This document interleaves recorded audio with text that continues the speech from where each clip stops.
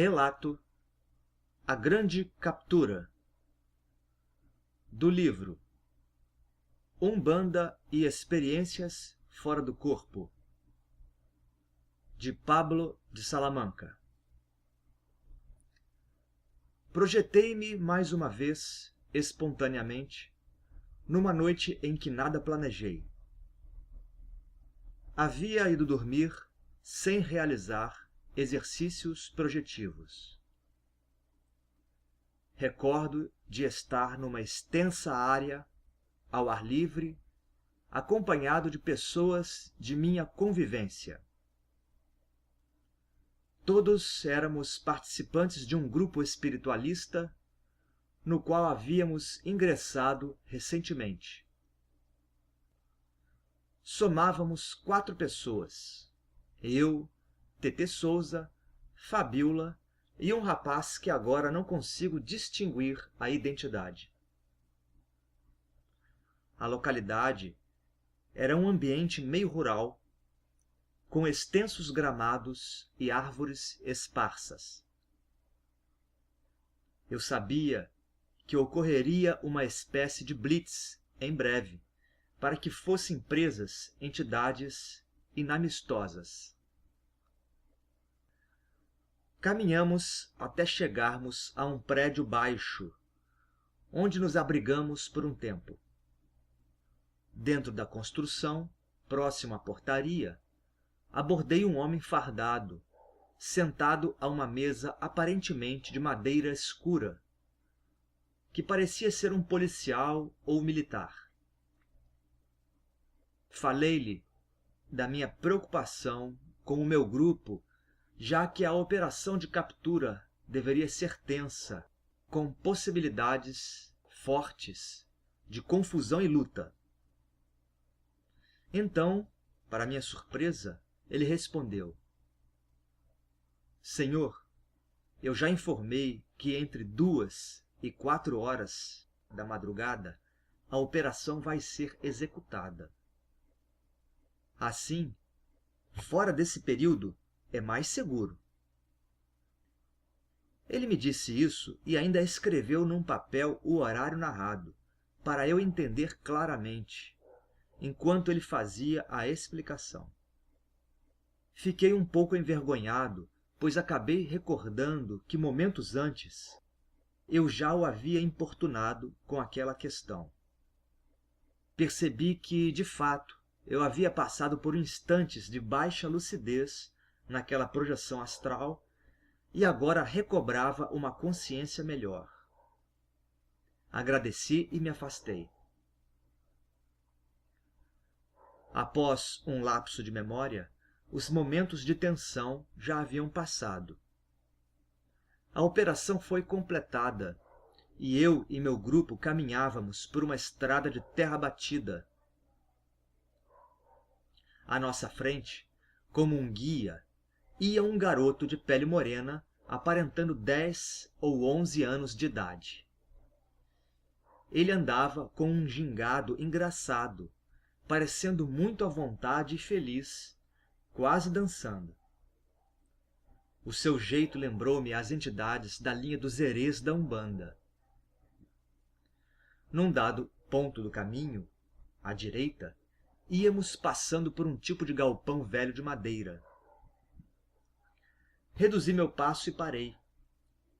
Fui estranhamente atraído pelo que poderia estar dentro do local. Passei a sentir uma sensação de força, arrogância e agressividade.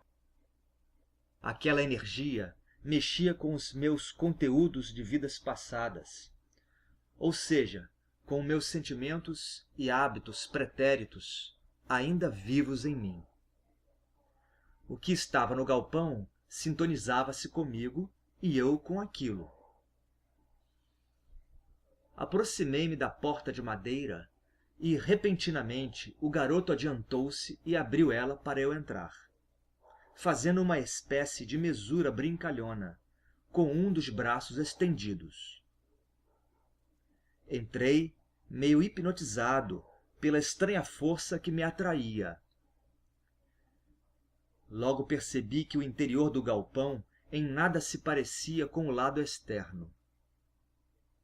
Por dentro, tudo era novo e limpo.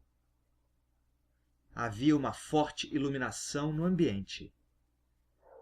Aquilo era um extenso salão e à frente estavam cerca de 70 entidades, entre homens e mulheres, que pareciam estar presos. Contudo, não havia grades entre essas pessoas e eu. Aliás, notei que aquilo que os mantinha ao fundo do salão deveria ser um tipo de barreira magnética invisível. Fui até eles, sem medo, sintonizado pelos sentimentos que emitiam. Aqueles seres exalavam uma autoconfiança arrogante. Estavam muito contrariados por estarem presos. Provavelmente, eles foram capturados pela Blitz a que me referi no início deste relato. Quando cheguei num certo ponto, a mais ou menos 1,5 metro deles, parei. Percebi, intuitivamente, que era o limite da barreira magnética. Alguns me endereçaram palavrões e desafios diretos. Porém, destacou-se um homem sem camisa, bastante musculoso, que, com um porrete na mão, disse: "O bom é quando fazemos amizade. Aí é que dá para bater à vontade." Após ouvir a esquisita comunicação, entrei em transe. Não perdi a consciência e recordo de ter cruzado meus braços lentamente sobre meu peito. Em seguida, passei a emitir frases numa língua estranha. Pude, então, ver que os prisioneiros se comprimiram à direita e à esquerda, deixando um quase vazio em minha frente. A entidade que usava a minha mediunidade, em pleno mundo astral, era firme, mas não agressiva. Porém, a sua vibração não agradou às entidades capturadas. Em seguida, despertei no meu leito.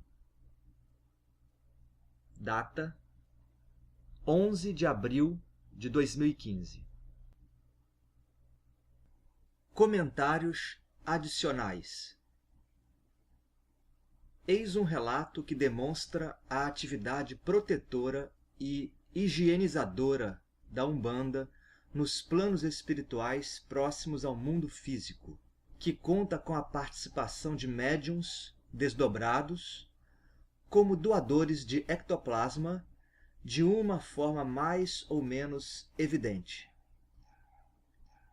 Os espíritos aprisionados pela sua vibração eram quiumbas, obsessores.